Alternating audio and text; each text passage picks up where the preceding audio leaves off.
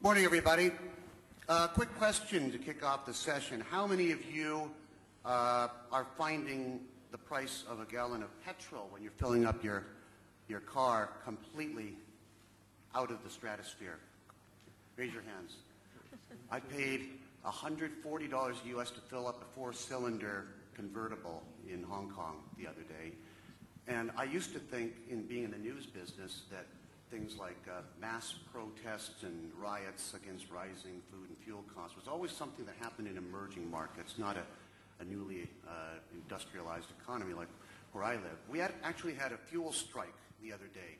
The lorry or truck drivers union decided to park their semis in the middle of the central business district, and then they left their trucks there and blocked traffic for an hour and backed up traffic all over the city.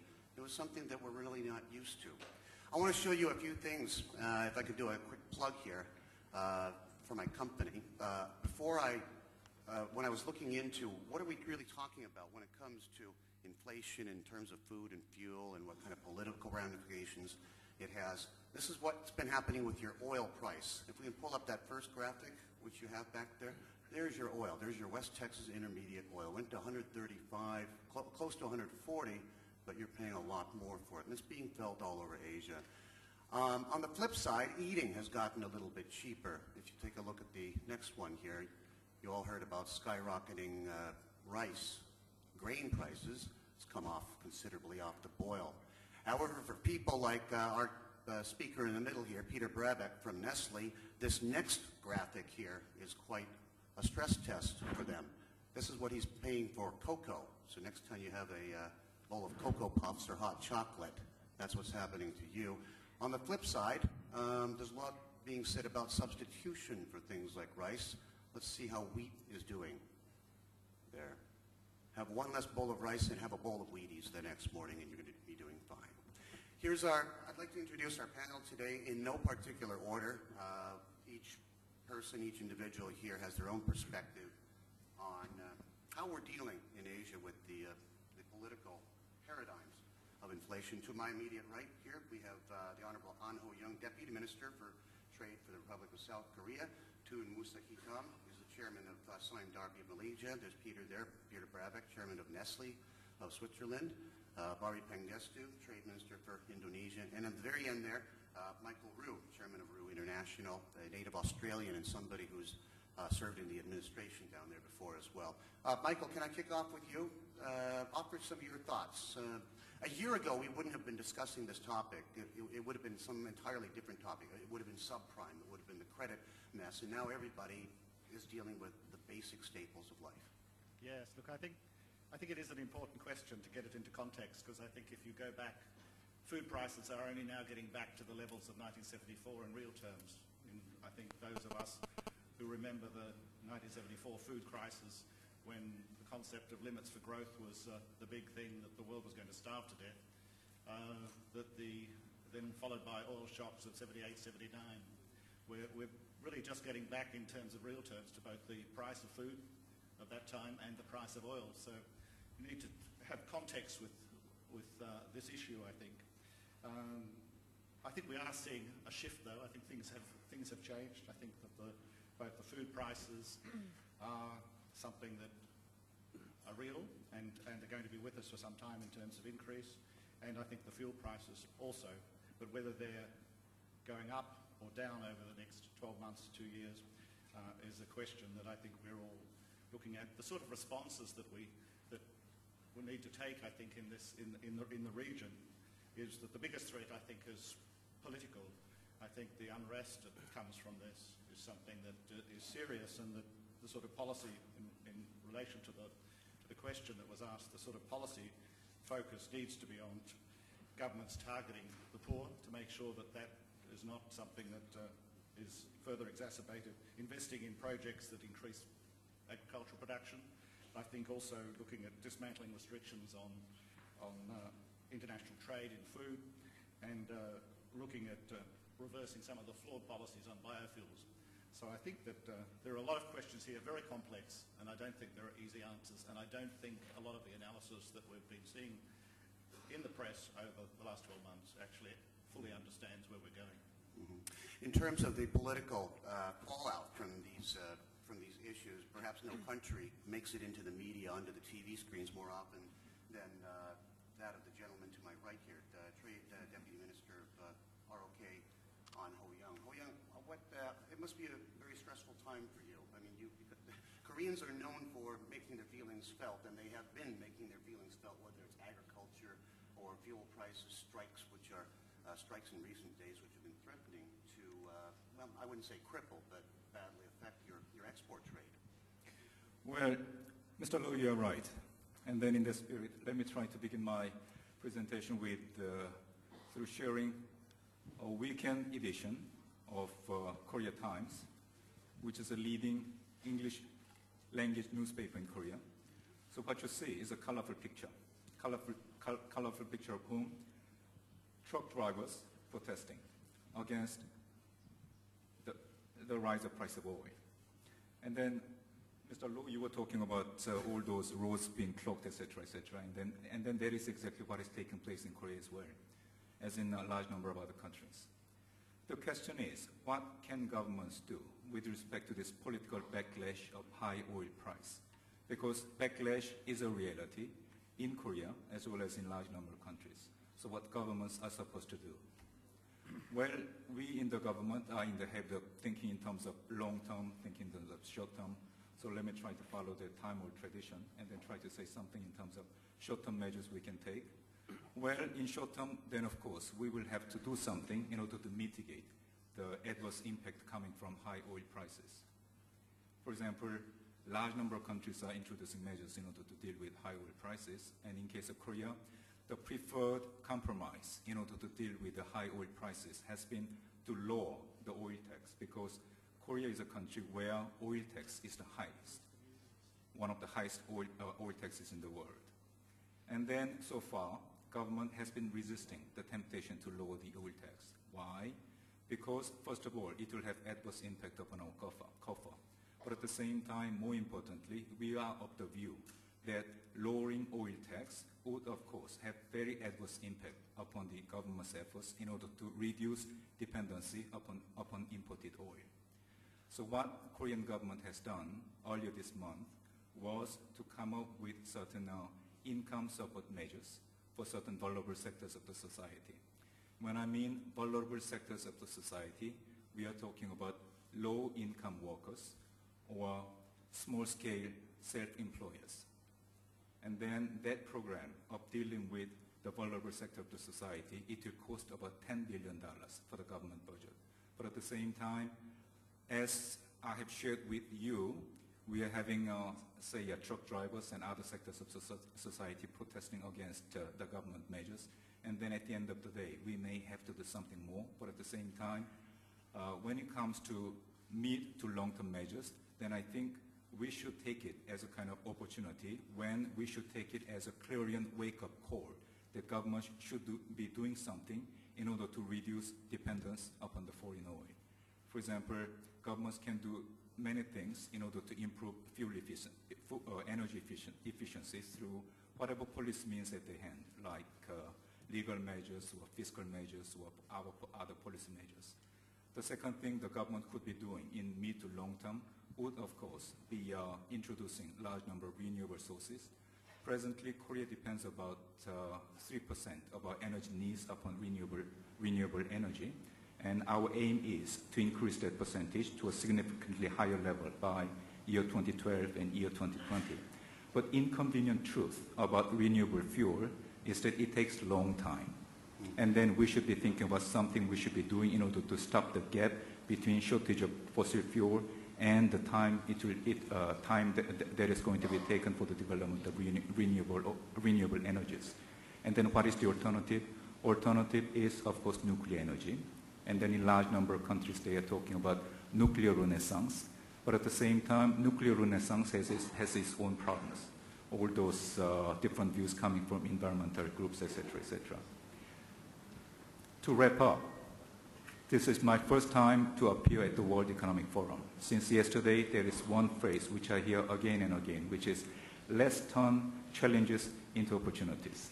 I think that is the spirit of World Economic Forum, and then I think talking about that World Economic Forum, no issue would be more appropriate than how the government should be dealing with high oil prices. I think, of course, there will be short-term pressure, but at the same time, in mid to long-term perspective, I think we should be taking it as an opportunity to reduce our dependence upon imported oil. Thank you. Thank you, Minister An. And there's another picture on the other side. Show everybody the number of people protesting the beef issue. Hold that side up. Do I have to? Yeah, you do. You have to show it. You brought it. You show it, please. Well, as a matter of fact, I wasn't showing this picture to Mr. Low. I don't know where he got it. But anyhow, the other side of the That's a lot more people it's a upset about candlelight. beef than oil. and then the title of the top story is this, which is bread and butter issues unsettle society. Thank you, Minister. And over to Minister Mari. Indonesians are paying on average about 1/3 more for fuel now. Have they been taking it in stride? I don't think you've had 1 million people in the streets of Jakarta, have you? Not quite the same tone. Well, yes, we raised the fuel price by 30% 3 weeks ago as a response, obviously, to the higher oil prices, but also to better target the use of our subsidy. And it's not unrelated to the food issue. Obviously, all of us, all countries have been facing this global challenge of increased food prices as well as increased fuel prices ever since the beginning of the year, especially when prices doubled by more than 100%. So again, if you ask the question, what is the appropriate response for governments? The ideal answer is that it should be an integrated and comprehensive approach. Easier said than done, and sensible approach. Easier said than done because of political cycles, because all governments are aware how politically important the issues of food and fuel are, and it's not unrelated to where you are in the election cycle as well. So these are it puts governments in very difficult situation. Explaining to your public that this is a global phenomena, that everybody's experiencing it, helps you a little bit, but doesn't help you much in answering what the public needs. So let me just respond a little bit how Indonesia has tried to manage the situation. First of all, we resisted controlling prices. The moment you try to control prices, it has cost effects. You have to subsidize. And it also inhibits the natural supply response, which is the opportunity issue that Mr. An raised, that higher prices is also opportunity for farmers and producers. So instead, what we have done is try to dampen the global shock, and all countries have done this also. Reduce import tariffs as well as reduce value-added taxes that are related to food. And this, some have said that this has done what the Doha round hasn't been able to do, reduce tariffs on agriculture products. But at the same time, if you are exporting the food product, it also gives you a conundrum because like Thailand faced it, Indonesia faced it in the case of palm oil. Our people are saying, well, we are such a big producer of palm oil. Why is our cooking oil price so high? So then you have to also ask the question about on the export side, what kind of export, whether restrictions or export tax and so on and so forth. At the end of the day, what we have tried to do is allow price adjustment, global price adjustment, to enter into the domestic price as gradually as possible, and then, as I think Korea is doing and many other countries are doing, compensate those most affected by the price hikes. And in our case, it's the poor households. We introduce at the same time as we increase the price of fuel by 30%.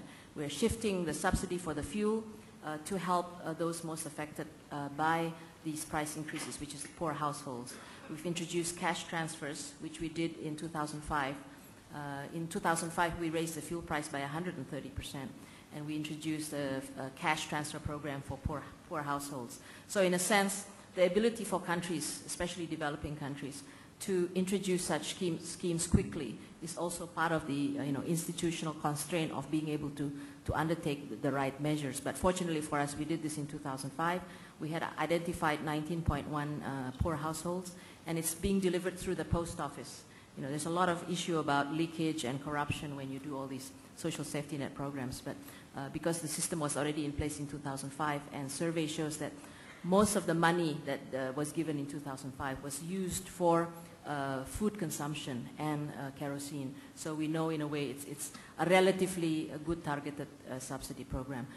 On top of that, we're also doing community empowerment programs to help poverty alleviation and job creation, and also SME empowerment programs. So you try to address the most vulnerable part of the economy. And again, going back to Mr. An's very important point about opportunities, at the same time, what are the quick wins to increase production?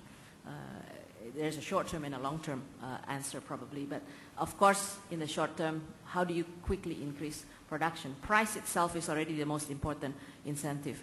And in Indonesia, the supply response for some crops have been very quick, such as soybeans, because it only takes 3 months to produce. First quarter growth of agriculture was 6% in Indonesia, which is high compared to the normal trend. So I think this is going ahead. Maybe later we can talk about what are some of the more medium-term issues, but I'm just explaining to you what are the short-term responses of government. Okay, thank you, Minister Pangestu. Here in Malaysia, I don't know if any of you noticed, but the post offices were mobbed yesterday by people applying for motorist rebates, a few hundred ringgit for fuel subsidy rebates. In Malaysia, I believe, Tun Musa, you enjoy some of the cheapest fuel prices in the world. It was like 2 ringgit per liter. And recently, that was allowed to go up to 270. That has big, pretty major implications for a company like Sime Darby, which is, you know, a big, huge palm oil producer because of the biofuel implications. Well, insofar as Sime Darby is concerned, of course, the implications are so obvious. As much as we think we are going to suffer from this, other businesses would suffer from the same thing. That's as simple as that, number one. But number two, I noticed that you mentioned this scramble yesterday. It's very interesting that my Korean colleague here started off by showing this colorful photo. But yesterday, when you started the session, the chairman of the session came out with a New Straits Times colorful photo of a mad scramble. The mad scramble actually was taking place at the post offices. Strange that, Marie, you just mentioned post offices. And it was not a riot in the manner that it was against the government. If ever there was to be a riot as a result of that, it was happiness, wanting to be happy as a result of one of the major steps that the government had taken in order to overcome this overall problem. But let me very quickly try to give a better perspective from my own personal experience. I've been in politics for ever so many years. I started off as a junior minister of trade and industry. Immediately on taking over, this is in the 70s in case you're wondering, and I'll tell you my age later if you like to. In the early 70s, the first time, the very day I stepped in that post, I, or the country, and I learned the word inflasi in Malay, inflation. 1%. Housewives were demonstrating, a small one, but this was the first time we faced this issue. And sugar disappeared. As a result of that, what we did was to form what we call Cabinet Committee on Essential Commodities. We had a long list, and in terms of priority, as and when we could just push the button and say, okay, eggs, or rice, or sugar. We had a methodology, a system of tackling this. And this Cabinet Committee still exists. It had been intensified, actually, upgraded, to the Deputy Prime Minister being the chair of that. And I think it's one of those that are reasonably effective in terms of ensuring fair prices. That's one. Now, number two, insofar as Malaysia is concerned, the problem with us was simply that we are both an exporter and producer of petroleum and gas, making lots and lots of money.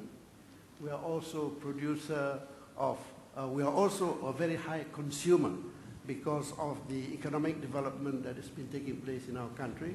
We have managed to get a huge middle class, which the power of consumption has increased tremendously, as well as the lower level, the lowest income level people. Even they have been enjoying a reasonable standard of living, each one having a motorcycle of the lowest, the smallest, the smallest ones, as well as those who have got cars. That explains how, on the one hand, the government increased the price of petrol by 47%. I think this was never imagined before. If ever there is something to be praised about our Prime Minister, I'm sorry to raise this, to be praised. This man is supposed to be weak and not good and very slow. This courageous stand that he had taken for 7 was quite surprising, to be honest with you. But this was done after elections. At the same time, to soften it, on the one hand, you pull that subsidy out and increase the price, so we do almost the same as the Indonesians, i.e. to concentrate on the lower and lowest income group and tackle them by simply offering cash. Because in a society like ours, it's nothing like getting hold of cash. The transfer, the subsidy would not be indirect.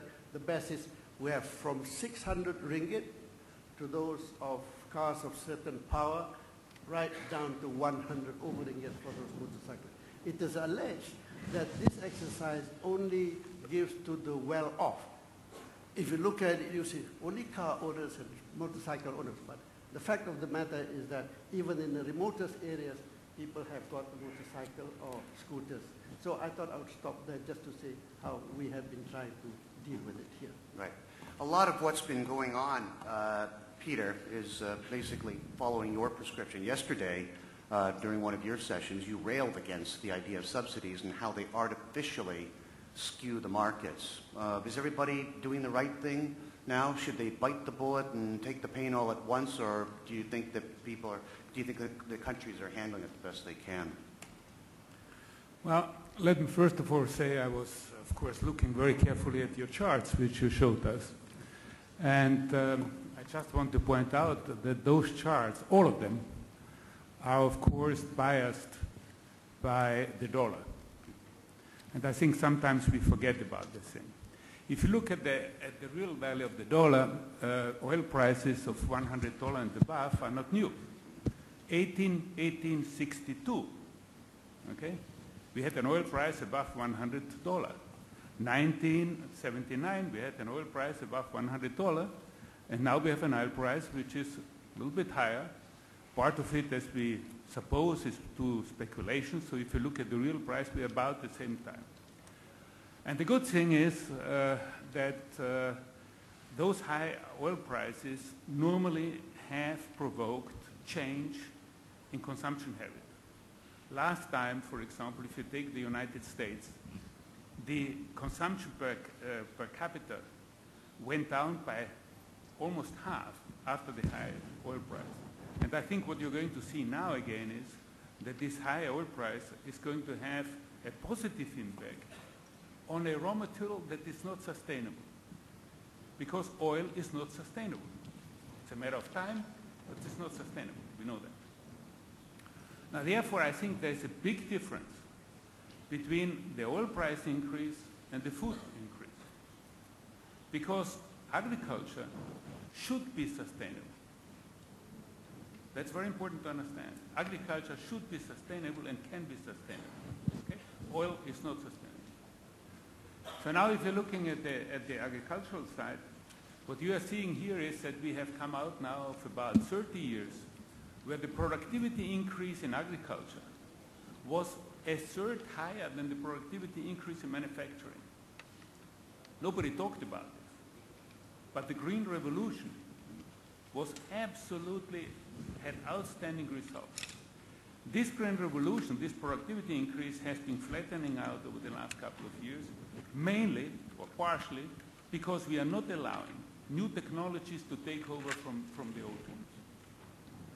The negation, this political decision of we are not going to use GMO, for example, which would have allowed to continue with the productivity increase, has an enormous impact on productivity increases of agriculture which are coming down. Okay? So it's a political decision which has a major impact on why we are not increasing productivity. Now, for 30 years, we have been accustomed that the agricultural prices were stable or coming down, substantially coming down. Okay? And now, for the first time after 30 years, we see, as productivity is not increasing, as some of the resources like water, which we need, of course, in agriculture, is becoming scarce, you get, of course, a price increase. If we look at the reasons for the price increase for the food, you will see that we have about a 10% can be due to the increase of fuel. About 10% might come in on the changes in the lifestyle. No doubt about it that when people have more money, they want to have more meat, and more meat demands more grain and things like this. About one third of the price increases, we would give it to the decision to use food for biofuels. And another third, I would put it to the political decision, which was mentioned by you just before, to stop export. I mean, you see the situation in Argentina, where basically they are prohibiting the export of foodstuff. You saw it in Kazakhstan, you saw it in Ukraine, you see it in many places of the world.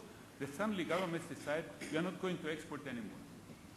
So, and 10% I would say comes to perhaps to speculator who have been entering now the agricultural raw material market. So two-thirds of the price increases are policy decisions.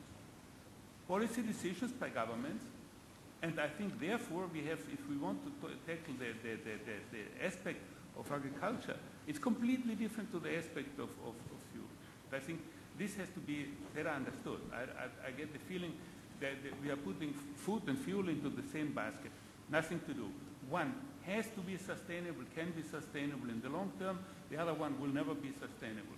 And therefore, there are completely different rules to be applied. Mm-hmm. Musa, do you agree with that assertion that Peter just made? Because you're in an industry where you can't control where the end user puts the product. But, yeah, well, I think to begin, with, one has indeed to differentiate between the fuel problem as against the food problem.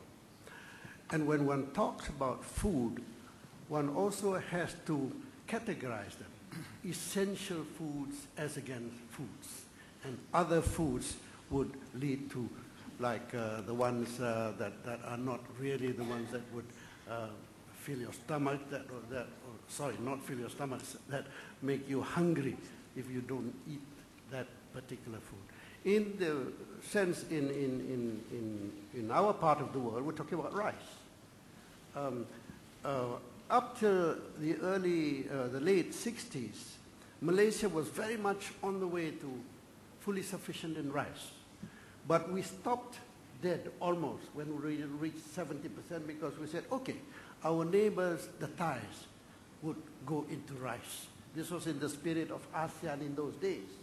And then we completed by saying we would be available in times of need for fuel. We had this idea of complementarity.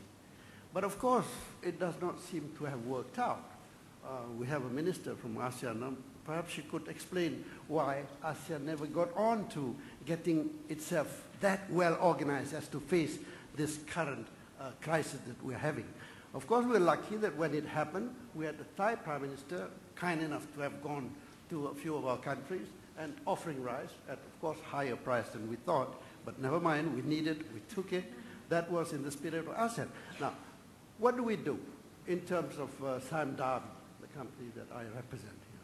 We are actually one of the biggest producers of a particular food item in the world, i.e. palm oil. We're the biggest. That includes our plantations in Indonesia.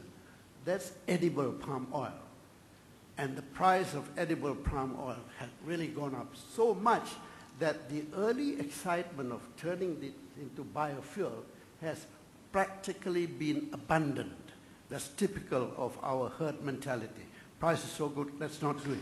But I think it's a wise decision in the long run because we have to divert our attention into looking at products, agricultural products that would be alternative to the fuel that is unsustainable into fuel that is made of sustainable items, if I may put it that way.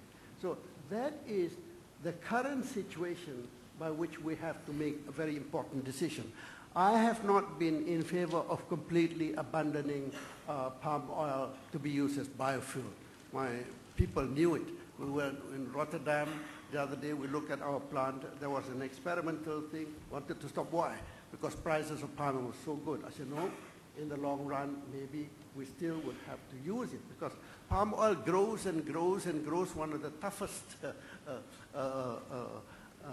agricultural products in the world. It keeps on growing so much so it scares the wits out of the other competitors. But we are there. So this is the dilemma by which we are at, and we are going into research into other agricultural products that would indeed become the alternative to fuel, to the unsustainable petroleum, and even to palm oil, which is edible. So that's one of the risks. And not only that, if I may, just one word, further word, we are now going into other food products. We are going into cattle, we are going into other fruit, and very important, we just decided a few days ago, we're going into rice in a rather big way. We, at the moment, are not in the mood trying to be complementarity to depend on other people. Okay, let's go it by ourselves. That go it alone thing is one of the problems also that we have. ASEAN has the capacity to get together, but I'm turning again at my colleague, the minister from ASEAN. I'm not, so I'm happy to do that by saying, what about it? What about getting ourselves organized in all these related issues that we are facing collectively? It has to be collectively coordinated and with clear-cut collaboration, not a knee-jerk reaction, which is happening. You can see left, right, and center. It's knee-jerk, not long-term. There is a hot and cold sort of reaction whenever we have problem. Only then we say, what about it? But we said it 30 years ago. We've not done it. So that political aspect that my colleague just mentioned from Nestlé is the most important, I think, factor that must come into play in a situation like this, but not as a reaction, but as a long-term approach. Okay. Mr. An wanted to comment. Thank you. Well, I was wondering if I could comment upon one of the points Peter made, which is that we take the fuel crisis and food crisis in the same breath, but that in fact is not necessarily true.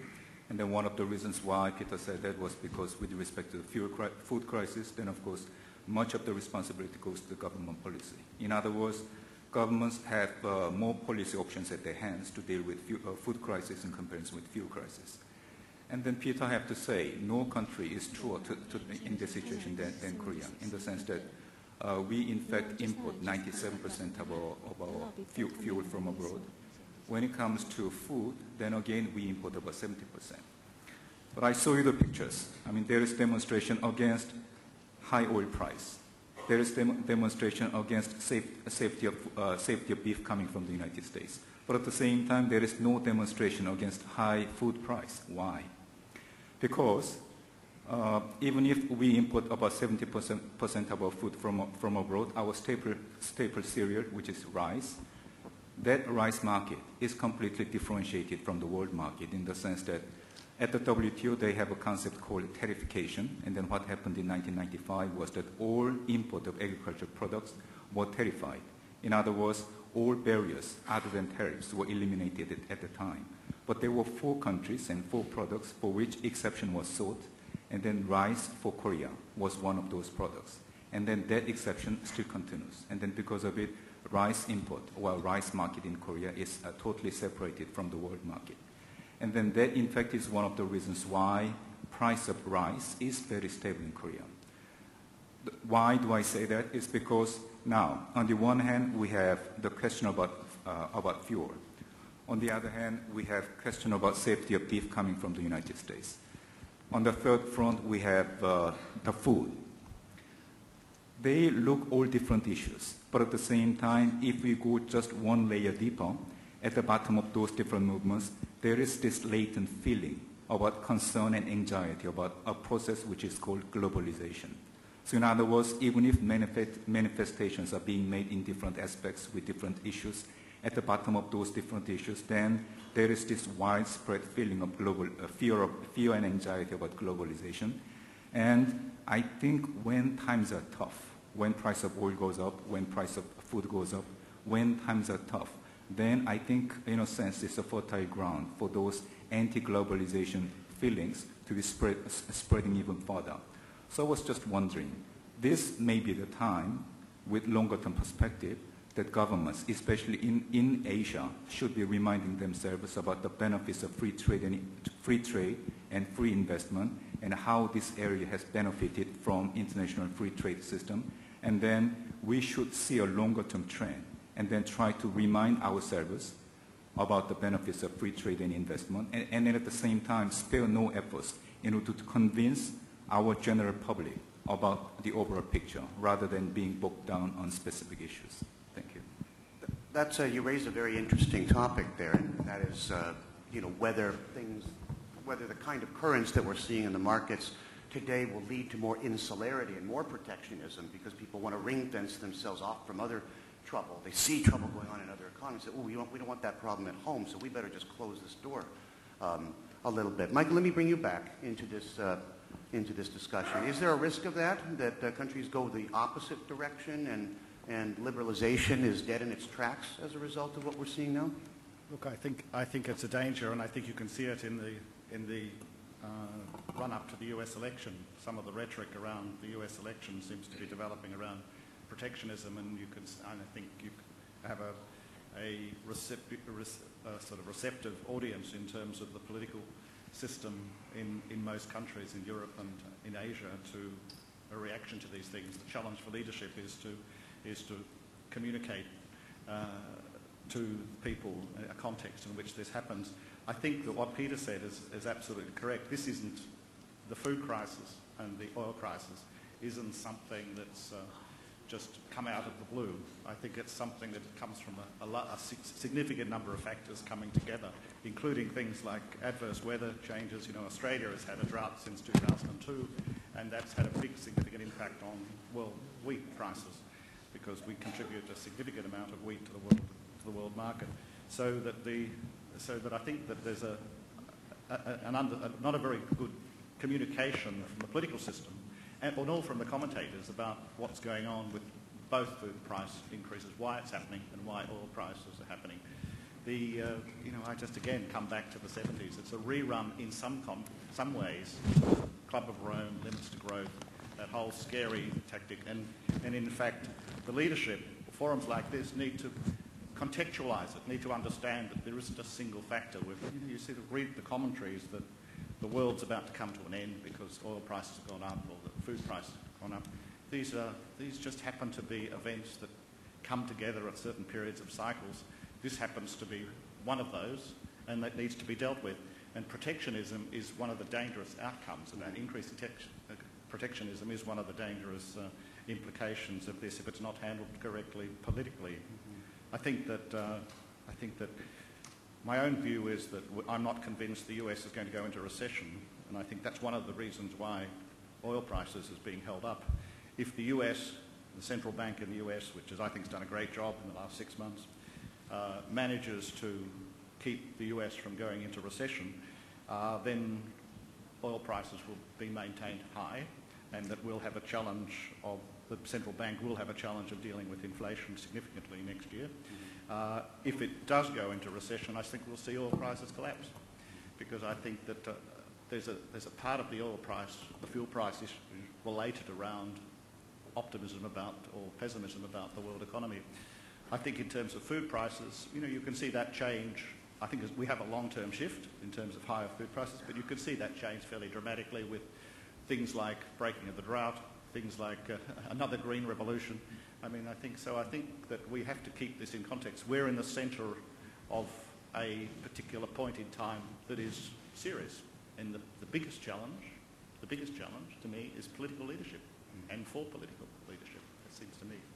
Okay, let's turn this into Q&A time with the floating microphones out there. You've heard some different positions and some different postulates this morning. Can I ask on people out in the audience to make a comment or criticism, or if you have a question for one of our panelists? It's one of the hot button issues today: politics, fuel, food prices. I'm sure somebody has something to say out there. Up here in the front, please. Thank you.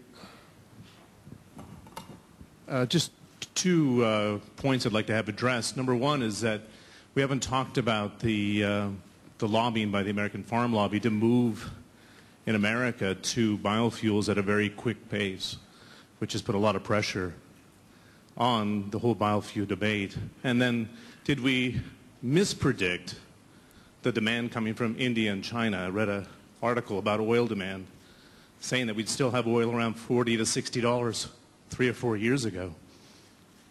What happened? The demand from India, China, Southeast Asia is very, very high right now.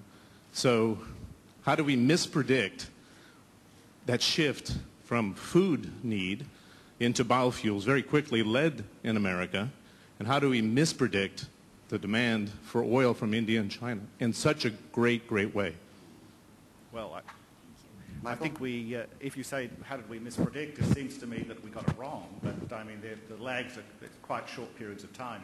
The China-India thing, yeah, I mean, people talked about it for years. We've been anticipating increased demand, but it didn't flow through to the market. You have to remember that there's a great deal of the fuel industry is subsidised in those countries, and I think the reality of that flowing through in terms of anticipating what impact it was just not really thought through in policy terms. And because we don't have global governments, that has some impact. In fuel, in terms of my response to your question about the farm lobby in the US, very strong. The biofuel, as I would say, perhaps misdirection of potential agricultural growing farmland was an important solution to the farm sector politically some years ago by the administration. They don't need that now. They're doing very well, both in terms of food prices, and I think there's an opportunity not to respond, not to give in to the farm lobby, even though it seems to me, even though they're doing extremely well in the US now, they're still lobbying hard for further protection, which is a bit of a problem. So I think it's not a matter of mispredicting, it's a matter of the politics of it, I think. And I think that the issue in terms of farmers in the US is simply the strength of their position in the political system, and in terms of the growth in China and India. I just don't think there was a mechanism by which that could work its way through in terms of price adjustments, in terms of the subsidy issue. And now that's been corrected. The market's working in these days. For the people who caught Prime Minister Abdullah Abdawi's comments yesterday, he insinuated that it was the developed countries' subsidies that were more responsible in some ways for skewing the price points which we're seeing. These things. Peter, you were talking about subsidies in emerging markets. PM was talking about subsidies in developed markets. How come they sound like polar opposites there? Yeah. I would say that the question, for example, about subsidies of biofuel in Europe and the US, well, I would dare to say that perhaps this has something to do with the Doha round. While in the Doha round, our politicians were being pushed to give in and to diminish the subsidies for agricultural products, when they saw the opportunity to replace this with subsidies of biofuel, you had your constituency happy, you complied with bringing down the subsidies within the Doha negotiation on the food stuff, and you gave the money through a different subsidy. Okay? I mean, frankly speaking, for me, the only explanation by our politicians in the US and Europe were jumping so happily on this biofuels thing. Okay? Because it was a good way to put money back to the constituency, which they had to take away through the Doha negotiations. Yeah? But I mean, it is, again, it's a political decision, and I think that's why we have to understand what I said before. I think food issue is, in big part of it, is political decision making. And we all know that the subsidies are the most distorting part in the agricultural world market. There's no doubt about it. This has been recognized long enough. I mean, everybody knows about this. And yet it continues to be there, and Congress approved again 75 billion of US dollars for subsidies for biofuel, okay? Which have basically, from a CO2 perspective, a very limited impact, if at all. If you really make the calculation, I mean, if you come to 10–15% savings of CO2 emission, if you think about the money which is going spent to achieve that, it's absolutely incredible. And it doesn't take into consideration this huge pressure on the prices of food. One third, okay, and this is now the figures from the American government, 1/3 of US corn production in 2008 will go into biofuel. 1/3. Could I just add another thing? Just in terms of understanding what's going on, it seems to me that these distortions are really important to understand. I mean, diesel prices have gone up unexpectedly.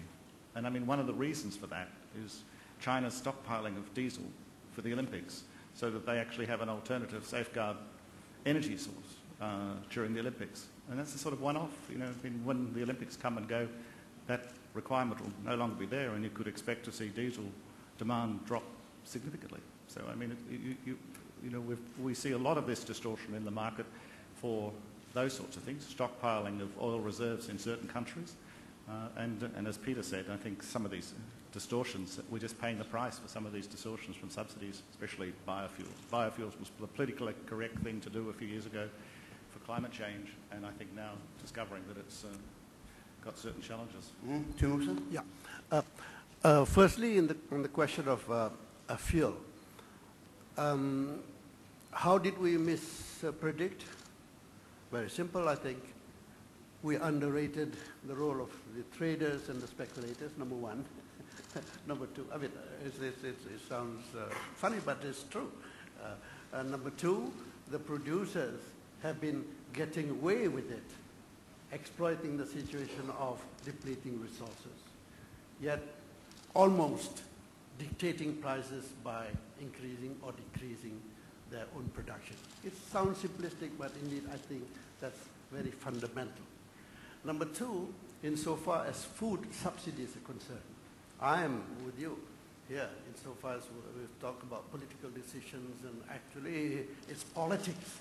It's politics. If you have a constituency which grows corn, and you know that by turning corn into biofuel, the price of corn is going to jump up, you are going to fight for it like anything, because that's where you get your votes from. Similarly, you can transfer that to any part of the world.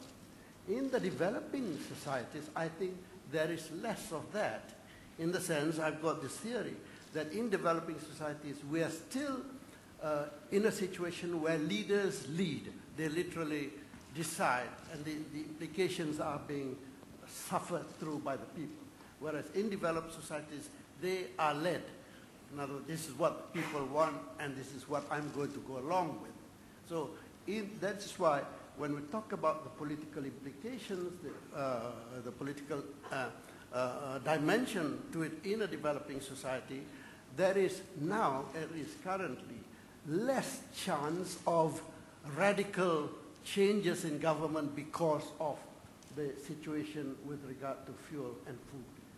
On top of that, if I may say, there is also, in the case of Malaysia, I've got my favorite theory about the success in creating a huge middle class that has got vested interests. Number one, to see stability in spite of the fact of the increase in oil prices, where because of their education, the nature of where they come from, they can see it, they can read it. So you have demonstrations in Malaysia, which is quite a rare scene nowadays as compared to before. And these demonstrations are somewhat, I notice, somewhat more tolerated, because these are educated demonstrations and coming from different spectrum of the political divide in the country. Interestingly, in Malaysia, thanks to the last elections, I shouldn't say this because I'm supposed to be a party man in government, but thanks to the results of the last elections, all the political parties have got a stake in various governments in different ways. However much they want to criticize and demonstrate, again, they wouldn't go beyond that limit or as to cause so much turmoil in our society. Just as an example of the Malaysian experience. Well, Mr. Loh, I was wondering if I could get back to your question, which is that now we are talking about subsidy to agriculture in developed economies and subsidy to agriculture in developing economies. And then, of course, we listen to various answers coming from other panelists. But I do not think they have sufficiently addressed your specific question. I think the reason why subsidy to agriculture in developed countries is an issue is because, first of all, because of the quantity of the subsidies. Now, there are a group of countries calling themselves as G20 in Geneva DDA negotiations, and then the figure they are suggesting is, for example, in the case of the United States, the figure should be $14 billion. The subsidy to agriculture should be $14 billion. But in fact, under the US law, US Farm Bill, it is many times that. So it is the quantity of the subsidy which is an issue between developing economies and developed economies. Secondly, the issue would be that in case of the developed economies, which is large developed economies, all those subsidies are in a position to influence the price, the world price of those agriculture products. And then if the subsidy is there, then of course it will affect the world price so that the world price will be going down, and then it will discourage the production of agriculture products. This effect doesn't happen in smaller economies. So that is the reason why we should be differentiating between the impact of subsidy being provided in large developed economies and small developing economies. Can we take another question from the audience right here in front? Well, why don't we take that one first, since you're right over there, and then we'll follow up here. Thank you. I'm Luke Alfie from Oxtec in the United Kingdom. It seems to me for fuel, you can talk about efficiency and other sources and that kind of thing. But for agriculture, there will be more people over the coming years and decades, and they will want more food. It may be more protein-rich food, so the requirement may go up even further. So if demand is clearly going to go up, then you have to talk about supply and productivity. And you've already mentioned a couple of things. So, for example, Indonesia, I think, increasing its agricultural production, and people can use more inputs and more fertilizer and get more productivity relatively quickly for crops with short generation time like rice and so on. But what about the longer term? So research in rice breeding, for example, has rather declined over the last years, and the longer term improvement in productivity that has been seen for really since the Second World War, at least in the Western countries, really has faded away. And the classical genetics and the investment in breeding and elite varieties, and also the education for farmers to use elite varieties properly and input chemicals properly is a problem. And then also modern genetics and genetic engineering, of course, has run into political difficulties, as also previously mentioned. So what do you see as the supply side, the productivity aspects of the potential in both the short term and the long term for agriculture, and the potential impact on prices from that? I think in the short term, I mean, it's sort of the intensification versus extensification question. In the short term, obviously, you need to increase productivity as much as you can while waiting, hopefully, for new technologies. And in this case, it goes all the way back from the seeds, getting the fertilizers, so during harvest and post-harvest technologies, as well as issues that you must deal with. And it's a whole, and it has to be done in a series of steps. I think Indonesia, prior to the food crisis, had already recognized that we needed to increase the food production of our staple. I think it goes back to Tun's earlier point about how do you prioritize as countries. I think most countries should and would prioritize on the staple, even though right now we're having this debate, we want to be self-sufficient in everything. But I think at the end of the day, when we do the calculation, we'll realize that we don't have enough money to be self-sufficient in everything, because it requires subsidies at the beginning until you become efficient, supposedly. So we focus on the staples. So if it's rice, it's the seed. We started distributing seeds to farmers last year. Fertilizer has risen three times in cost. And we also still subsidize fertilizer. How do you have efficient use of fertilizer? Teaching the farmers how to use the fertilizer, not over-fertilize the land. And then the post-harvest, once you've harvested, the drying, the milling, and the final step, which is very complicated in most countries, especially like Indonesia, is we don't think much about it, is the distribution and the logistics. Benchmarking by OECD shows that logistics cost should only be 9% of your food costs. But I think in countries like Indonesia, it's probably higher because of the inefficiencies in the whole distribution chain. So that's another thing. And one thing that we are just beginning to talk about is how to get the price to farmers, how to have futures commodity markets, the role of warehouse receipts. So it's the financial instruments that will help to stabilize the prices. These are the short-term kind of increased productivity measures. And then you have the big question, land. It's a land-water issue. Should you extend the production in newly developed cultivated land? And here, I think an interesting part of the debate we're having, I'd be interested to know other viewpoints on this. Do you go to estate crops, which presumably you can manage better, or smallholder, or a combination of both? Even in a crop like rice, we are talking about rice plantations, because the easier to be opened up land is outside of Java, say in Papua, someplace like Papua. We talk a lot about how we can open up even for soybeans, certainly for palm oil. But then what do you do about the farmers, the smallholders?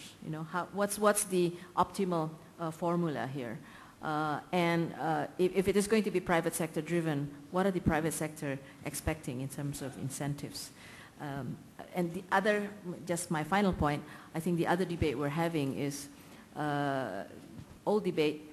If farmers are being asked to produce, they need some kind of guarantee of a floor price.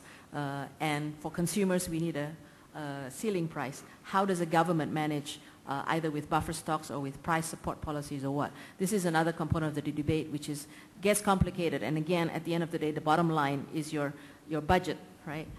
So all these policies have consequences financially for a government. So this is a very much of the debate that we're having back home in Indonesia. I think Mari just raised 12 new questions with that response there. Okay, Thun, and then Michael. Yeah, a very short remark, and that is to say the key to all these things that Mari has just raised, I think is very important for us to realize, and that is in research and development. Research. Because in oil production, for example, it's amazing that, I hope I won't touch on the feelings of any Filipinos here. The Philippines used to be the best rice research center in the world at one time. Yet the Philippines is now importing rice, is in trouble not having rice. Yet there is little research actually done. Research and productivity, land utilization, you talk about fertilizer, all these are the input that need to be looked at on the whole in terms of research. Not only that, in terms of distribution, in terms of labor, all these need to be looked at. Now, strangely enough, when I was talking about Sime and Darby going into rice, for example, right now, who do we depend on? We're depending on China. China used to be the most backward way, using, plying system, using manpower. But now they've developed machines, they've developed techniques which are very modern, which is very interesting. And I think we should, in a way, be ashamed of ourselves by being major rice consumers, yet not paying attention on research. I think this is the key to it. Research, and development. And we need to spend money, effort, and political decisions will have to be made very urgently to concentrate on this aspect. Okay, Michael, you want to wrap up this one? Yes, I think I'd just like to repeat what I said, that food prices, and I think Peter said this as well, that since 1974 to 2005, food prices decreased in real terms by about 75%, which is quite dramatic. I think that also, I think it's really important that the R&D, and we can see that there are things on the horizon that can make a difference. It's not an immediate sign of a green revolution, but just let me say, in terms of population growth, we expect another 3 billion people to inhabit the planet in the next 40 years, so that it's not unreasonable to expect there's a shift in terms of food prices, that they're going to rise, or they've risen, and they're going to stay relatively high. Not necessarily as high as they are today, but relatively high.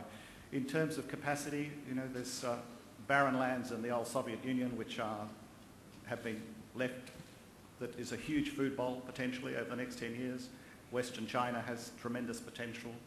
Australia, with different price signals, has the ability to produce a lot more.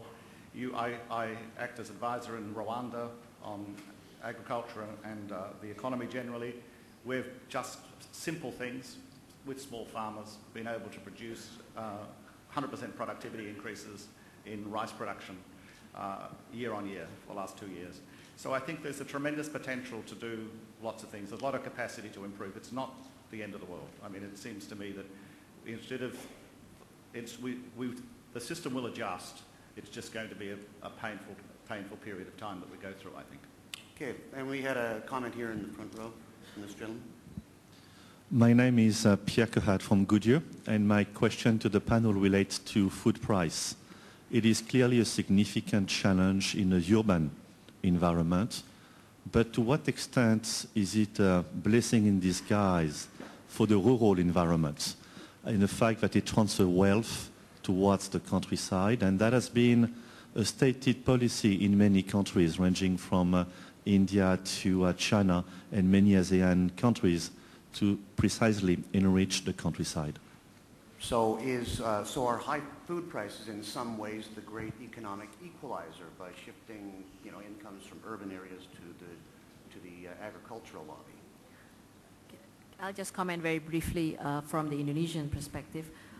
It has, on the one hand, for farmers as well as Java and off Java, equalized incomes because the commodity price boom has benefited more the rural area and more off Java, where a lot of the plantations are. And we do see that in the supply responses that are happening. And for farmers' incomes, because now they can, what do they call it? They mix the planting of rice with the soybean. Soybean prices have increased by 100%. So they're getting extra income also from soybean. So it's equalizing in that sense. So it's a more urban, city-urban phenomena. These are the people that are being hurt the most by the high food prices. And therefore, it's not an equal, you still need to compensate those that are being perhaps being hit more. And that's why governments still have to be mindful of the effect on consumers, especially urban poor. Yeah? And that's why we have introduced these compensating measures such as cash transfers and some subsidy for food consumption. So this is the balance that we always have to strive for. But at the end of the day, how to increase production for farmers in various ways, fertilizers, seeds, and all those things we talked about earlier. Peter, I think you had a comment. Well, I have seen some studies which are partially confirming what you're saying. We have to recognize that the extreme poverty is concentrated in the rural area, not in the urban area. About 2/3 of the extreme poor are really living in the rural area. And for them, yes, part of their income is increasing, but what they need for living, and they are spending about 80% of their disposable income on food, has increased so much that it overcomes the increased revenue that they have. Let me give an example. A rice farmer, he still wants to have a liter milk for his family. Now, milk prices increased so high that what he gets more for the rice does not necessarily compensate for what he has to pay more for the sugar and the milk that he needs for the family. So at the end of the day, the rural area has been pushed more into poverty through the price increases than those people who have been really benefiting from higher prices. So unfortunately, it is sometimes true, as you're pointing out, it depends where you are, what you are producing, but overall, unfortunately, the rural area is affected even more through higher food prices than the urban area. Chen? Yeah, again, when we talk about the rural areas, one has to differentiate countries. One also has to differentiate what activities. In traditional rural areas, i.e. in the majority of Asian countries especially, of course Africa is more so, where people live based on subsistence economy, of course they are the ones who suffer the most. But those who have invested or are involved in more commercial crops, they would make the best. Now, in the Malaysian case, we're very proud, I'm very proud of one thing. And for many years since independence, we embarked on what we call the FELDA project, the Federal Land Development Authority, which developed millions of acres of land, and to give land to a family of 5. The basic objective was to retain rural populations so that they would not swarm the cities. And it seems to be quite successful in Malaysia at the moment. Now, by doing that, you organize plantations, food industries, palm oil, of course, is one, rubber as well, but palm oil.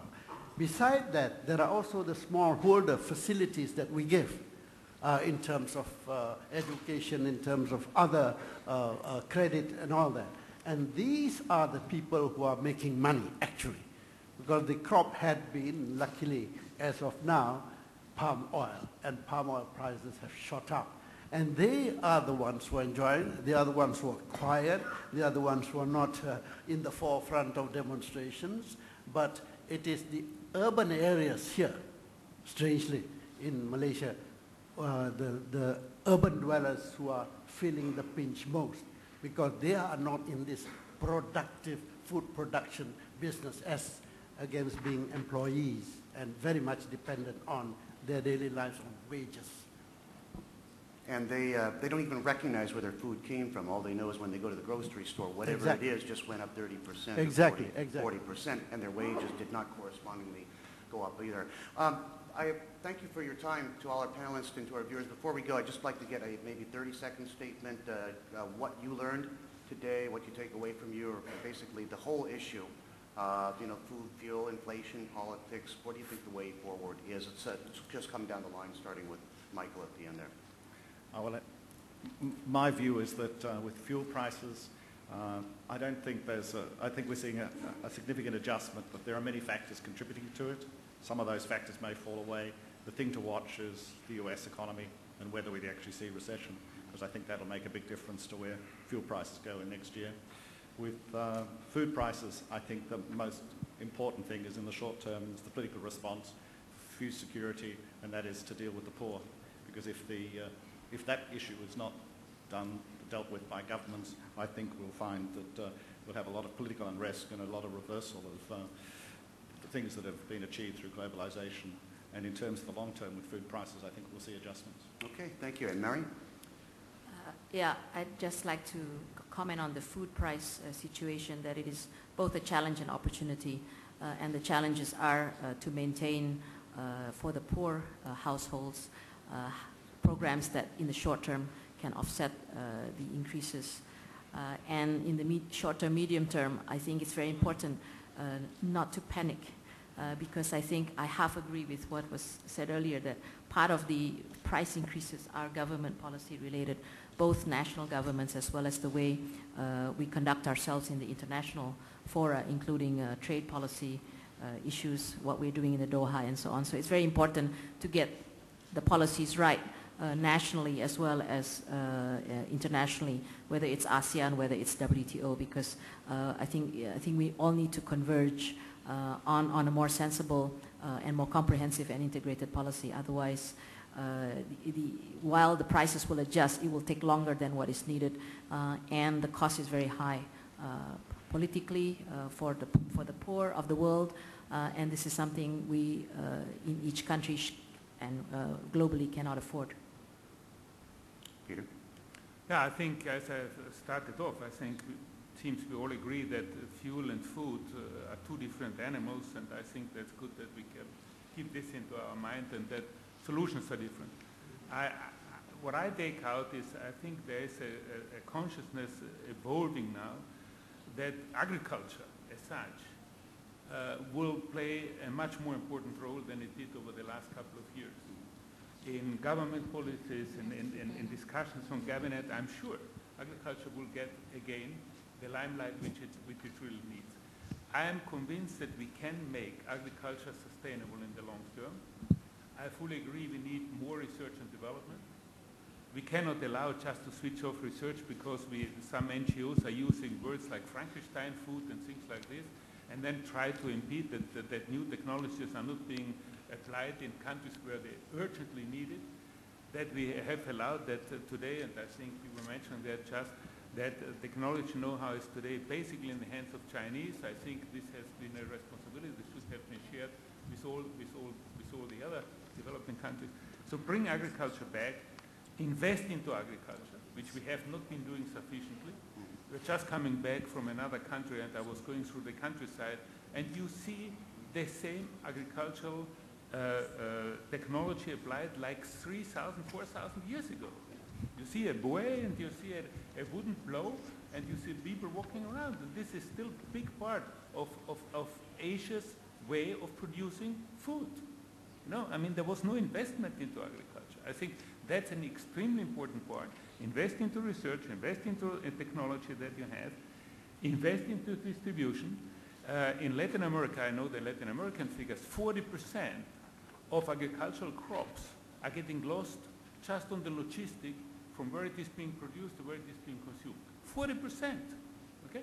Now, if we can invest into this and to get the infrastructure and to get the thing, we would help immediately to have the supply-demand equation better. And the last thing, which we didn't talk too much today, but we talked yesterday, of course, is that one of the most important resources for agriculture is water. And this brings us to the whole question about an efficient water management system. And I think this is a subject by itself. Okay, thank you, Peter. And Tun, final word? I have been very reluctant within the last few years to attend meetings like this and conferences like this, because each time after I've attended, I have a sinking feeling. Really. I have a sinking feeling because everybody who appears and talk are very clever people, very well-informed people. And everybody is saying the things that everybody else knows. I'm sorry to sound very cynical about this, but why I have a sinking feeling is that it is becoming worse and worse. And why? Why? You've got the point quite right. I'm an ex-politician. Is the political inability, the lack of political will, collectively, because politics being democratic, this is not a criticism on democracy, politics being democratic is dictated by vested interests in different ways which are all in conflict with each other. Now, how do we get that? How do we get our act together? How could we get our act together? It would be very interesting to look at that. If you're talking about research, what is happening? Yes, this is happening, yes, but so we leave it at that. So at the level of governments, they have to put their act together. For example, just an example, when you talk about fuel prices, nobody is tackling politically the leadership of those countries that are major producers of petroleum for A, B, C, D, E reasons. They get away with it. It has to come from them when they suddenly realize, my God, prices are so high, development is going to slow down, then they will consume less. Oh, now let's get together and talk. I'm sorry I sound cynical. Indeed, I am cynical about this. And I have this feeling. Now, when you talk about food consumption, when this happened, let's go into it. But there is no really long-term interest because of politics. Politics, you want to get elected one after another. But long-term interest in terms of planning, in terms of food production, in terms of how to tackle, it's not there. How many times and how long have we been talking about alternative fuel? How many decades and decades? Haven't we? Where are we? We are just zero. Starting point again. From today we say, let's go into this. I've stopped there. I know I'm not looking at you, but I've stopped. Thank you very much. I have a sinking feeling now. Can I just say one thing to that? Because I can't help it, but I agree with you about the political response is really important. But one thing about crisis is actually you usually do get a political response, and that's really an optimistic thing. That's when you do get decisions, and you do get people rising to the occasion in the political system, and hopefully we'll see that. It's not a democracy issue. Vietnam's not a democracy. Don't they have like 25% inflation? I mean, you know, you have command economy, you still can't get a grip on it. I mean, it's a problem facing everybody. But I think just Vietnam is a good example that things can change. Look at Vietnam, for example. Some years ago, it was not on the map in coffee. Today, it's the second biggest coffee producer of the world. Okay? I mean, if politics wants, they can achieve it. Okay. Mr. An. Well, Mr. Law, I thought we were in the wrapping up mood, but we seem to be reopening our discussions. But anyhow, we can't. They're physically going to kick us out. I'm last in the row, so all the substantive comments have already been made. So rather than making any substantive wrap up, let me just try to make one anecdotal comment. And then that anecdote came up in my mind when I was listening to Marie when she said, well, average OECD rate of distribution, the cost of distribution in agricultural production is 9%, right? And I was listening to Peter when he said that from production to consumption, about 40% of agricultural products are lost along the way. I was listening to Mari, I was listening to Peter, and then I was reminded of what Mr. Gorbachev has observed himself. Well, Mr. Mansour, at least there is one politician who realized his vision into the reality, and that I guess is Mr. Gorbachev. And then what happened with Mr. Gorbachev is this, which is that one day he was in the countryside. Exactly. And then he saw a lorry full with the potatoes in front of him. And then he came to notice that there was some dropping of the potato from the lorry. So he was in the mood to follow the lorry until the final destination. So he spent several hours following the lorry until the final destination. And then finally it came to the destination. How much potato were left in the lorry? Nothing. No potato was left in the lorry. And then that was the moment when Mr. Gorbachev, as a politician, thought, well, this country needs perestroika. This country needs glasnost. And then he put his vision into reality. So that is my final word. Thank you. Keep the gate shut on the lorry. Thank you to all our participants for a very probing and scintillating discussion. Appreciate your time, and thank you.